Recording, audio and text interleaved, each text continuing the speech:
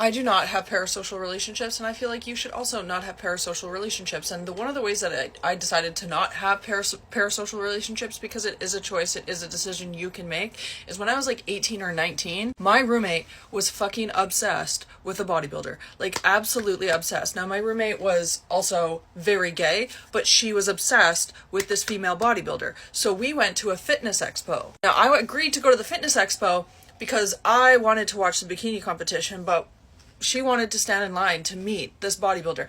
Now, I didn't really know much about this bodybuilder. I had bought a pair of her leggings, and I had tried her workouts because my roommate, again, was obsessed with this bodybuilder and just singing her praises. So I was like, okay, we're going to go to this thing, and I'll stand in line with you. Now, we stood in line for 2 fucking hours. 2 hours, and this person was late to their meet and greet because they were meeting and greeting everyone in the hallway as they were on their way to the booth that had a line of people specifically trying to do the meet and greet. Now, we're standing in this line. I'm pissed. I was so mad by this point because we just stood in line for 2 hours. You go, oh, I'm so sorry that we were running late. I'm so sorry because there was people in the hallway. And I'm like, so I could have just been in the fucking hallway. I wouldn't have had to wait in this line for 2 hours. 2 goddamn hours. Then me and my roommate finally get to the front. And she just looks at the bodybuilder. And so I'm looking at my roommate, and I'm looking at the bodybuilder, and I'm looking at my roommate, and I'm looking at the bodybuilder. My roommate is saying nothing. Now, normally this girl doesn't shut the fuck up, but she's just staring at her.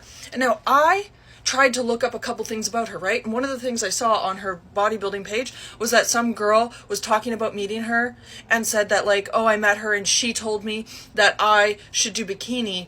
And so I switched to bikini, and it was the best decision ever. So my little brain is searching for something to say to this woman that I don't know anything about, who's expecting us to be fangirling over her, but my roommate's just staring at her, completely blank face, completely like this. And so I have social anxiety at the best of times, and this was the worst of times. So I look at the woman and I go, so should I do bikini or figure?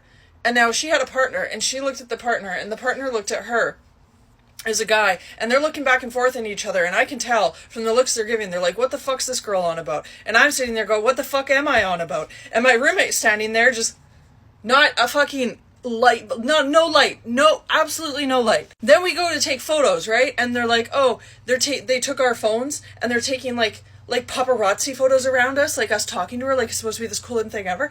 And I have photos of me like patting this girl. I'm almost 6 feet. She's short. She was really short. So I'm like patting her on the back. Now she's a figure competitor. So then they're like, oh, flex. I'm sitting there going, I just gained 20 pounds. I think I had even gained 30 pounds because I had rebounded really hard. So I had gained weight. You couldn't fucking see a bicep on me, and you're having me biceps fucking flex next to a woman who does this professionally? This is her job, is to flex, and you want me to take a photo flexing? So my roommate's just in a daze, flexing. And I remember just standing there, and I was just like, this is horrendous. This is the social anxiety. This is what gives me social anxiety.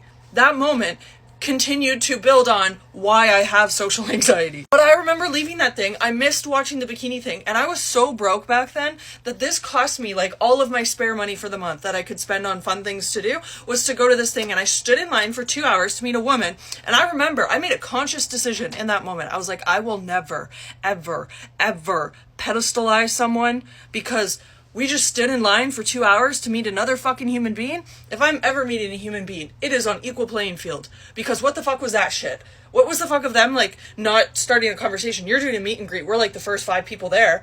You can also be like, oh, like, nice to meet you. No, just awkward as shit. And my roommate, just standing there, staring at this woman. It was so awkward. Also, same fitness thing, if you know anything about fitness influencers, Steve Cook was there. Not a single person. Not a single person was at his meet and greet. Not a single person was lined up to meet him. Same with Rich Pania.